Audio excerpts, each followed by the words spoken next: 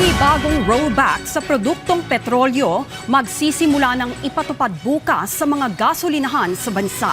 Aabot sa 13 piso ang tapyas sa presyo ng diesel habang ang kerosene ay may higit sa 15 pisong bawas presyo kada litro. Samantalang ang gasolina may bahagyang pagtaas na 0.53 centavos kada litro. Tuloy-tuloy naman ang pagtitiyak na sapat ang supply ng langis sa bansa. Sa katunayan, aabot sa 54 days ang kasalukuyang inventaryo ng langis sa bansa. Kaugnay rito, dumating na rin sa Subic at Davao ang mahigit sa 100 milyong litro ng diesel na siyang susupply sa mga gasolinahan sa iba't ibang bahagi ng bansa.